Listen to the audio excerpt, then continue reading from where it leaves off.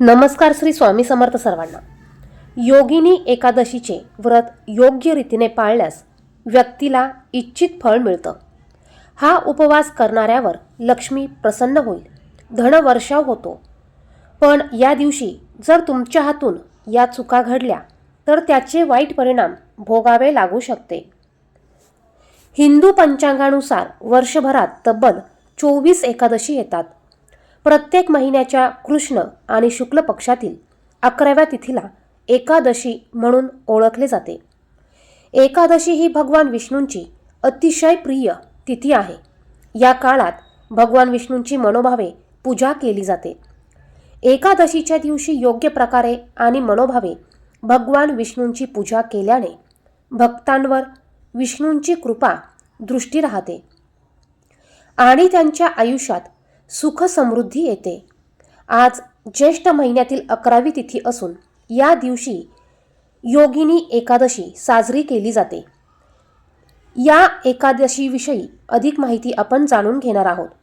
योगिनी एकादशी व्रत कसं करावं? योगिनी एकादशीचं व्रत योग्य तिथीनुसार पाळल्यास इच्छित फळ मिळतं।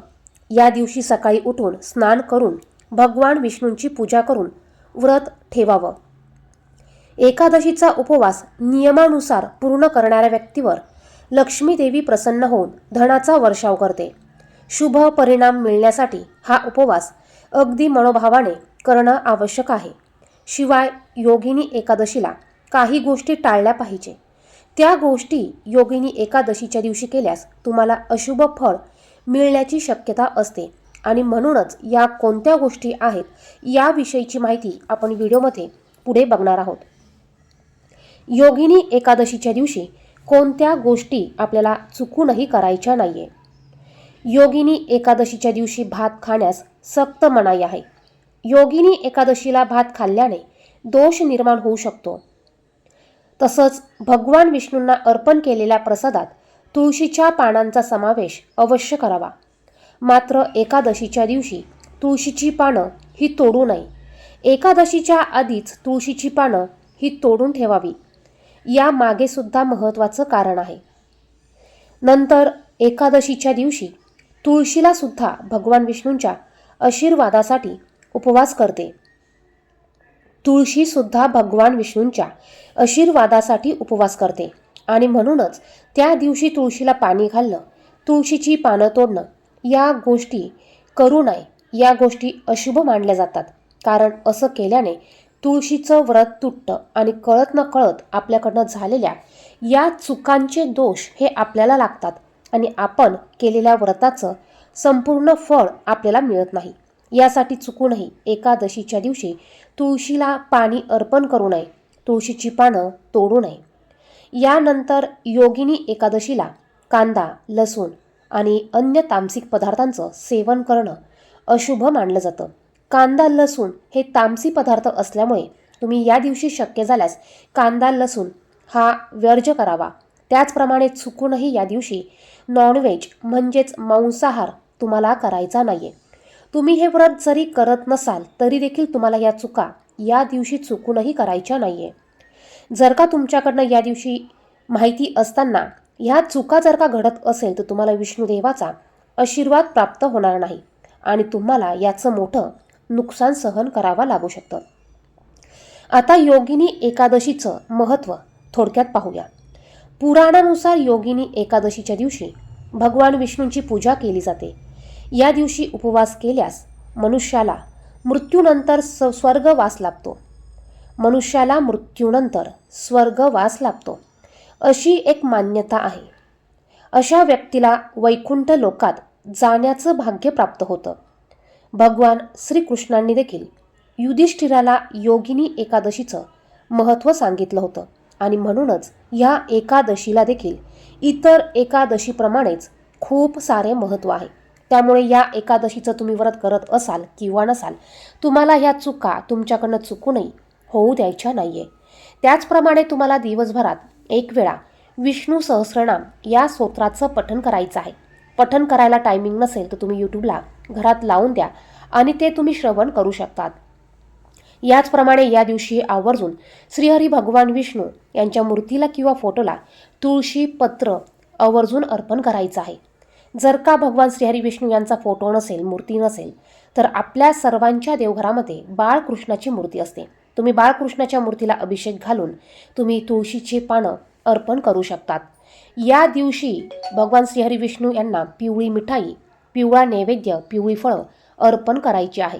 शक्य झाल्यास तुम्ही देखील या दिवशी पिवळे वस्त्र परिधान करू शकतात.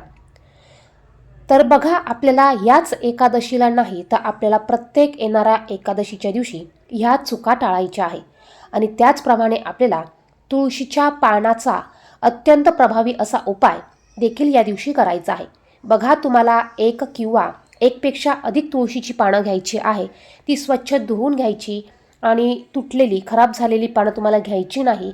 तुम्हाला 1000 तुळशीची पानं मिळाली तर तुम्ही 1000 तुळशीची पानं घेऊ शकतात किंवा तुम्हाला 1, 2, 5 जितकी तुळशीची पानं मिळतील तेवढी घ्यायची आहे. तुम्हाला हा उपाय दिवसभरात केव्हाही करायचा आहे. इच्छापूर्तीसाठी तुम्ही हा उपाय करू शकतात. तुम्हाला देवघरासमोर बसायचं आहे, बसायला आसन घ्यायचं आहे, कपाळाला हळदी कुंकू लावायचं आणि देवघरामध्ये तुम्हाला दिवा प्रज्वलित करायचा आहे. धूप, दीप, अगरबत्ती तुम्हाला लावून घ्यायची आहे. यानंतर माता लक्ष्मी, श्रीहरी भगवान विष्णू यांना नमस्कार करायचा आहे आणि ही तुळशीची पानं तुम्हाला तुमच्या उजव्या हातामध्ये घ्यायची आहे. त्यानंतर तुमची जी पण काही इच्छा असेल ती इच्छा तुम्हाला श्रीहरी भगवान विष्णू यांना सांगायची आहे. माता लक्ष्मीला ती इच्छा पूर्ण हो दे अशी प्रार्थना करायची आहे. यानंतर तुमच्याकडे जर का 1000 पानं असतील तर तुम्हाला एक पान तुम्हाला उजव्या हातात घ्यायचं आहे आणि तुम्हाला एक विष्णूचं नाव घ्यायचं आहे. बघा, तुम्हाला विष्णू सहस्रनामावलीमधले 1000 नावं तुम्हाला 1000 वेळा घ्यायची आहे. 1000 तुळशीची पानं असतील तर तुम्हाला एक तुळशीचं पान घ्यायचं, एक नाव घ्यायचं. ते तुळशीचं पान तुम्हाला भगवान श्रीहरी विष्णू यांच्या चरणाशी अर्पण करायचं. दुसरं पान घ्यायचं, दुसरं नाव तुम्हाला बोलायचं आहे आणि ते पान तुम्हाला श्रीहरी भगवान विष्णू यांच्या चरणाशी अर्पण करायचं आहे.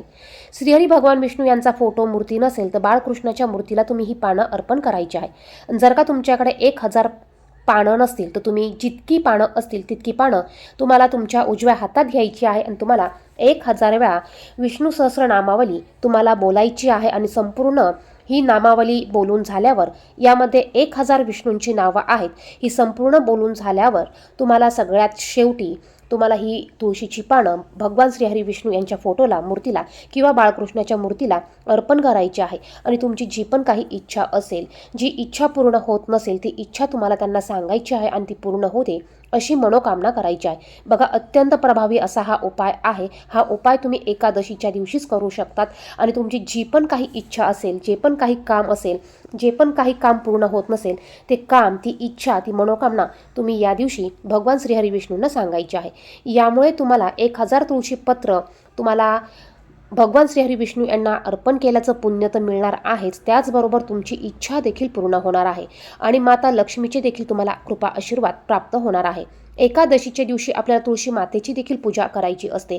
सकाळी, संध्याकाळी तुम्ही दोन्ही टायमाला तुळशी मातेची पूजा करा. शुद्ध गाईच्या तुपाचा दिवा लावा. दिवा लावताना यामध्ये 1 लवंग, 2 लवंग आणि 1 हिरवी विलायची आवर्जून टाका. हा लक्ष्मी प्राप्तीसाठी उपाय आहे, धनप्राप्तीसाठी हा उपाय आहे. आणि असा दिवा तुम्हाला सायंकाळी तुळशीसमोर लावायचा आहे. दिवा लावताना दिव्याखाली तुम्हाला थोडंसं अक्षतांचं आसन द्यायचं आहे. एका डिशमध्ये अक्षता घ्या, त्यामध्ये हा दिवा ठेवा आणि या दिव्याची पूजा तुम्हाला हळदी कुंकू अक्षता अर्पण करून करायची आहे. या दिव्याचं तोंड तुम्हाला, ह्या दिव्याच्या वातीचं तोंड तुम्हाला हे उत्तर दिशेकडे करायचं आहे. आणि तुम्हाला तुमची जी पण काही मनोकामना असेल ती लक्ष्मी मातेला आणि तुम्हाला तुळशी मातेला सांगायची आहे. यामुळे धनप्राप्तीचे योग आपल्याला चालू होतात. तर या पद्धतीने या चुका तुम्हाला करायच्या नाही आहे आणि हे उपाय तुम्ही आवर्जून करायचे आहे. व्हिडिओमध्ये सांगितलेली माहिती आवडली तर व्हिडिओला लाईक करा. चॅनेलवर नवीन असेल तर चॅनेलला सबस्क्राईब करा. धन्यवाद. श्री स्वामी समर्थ.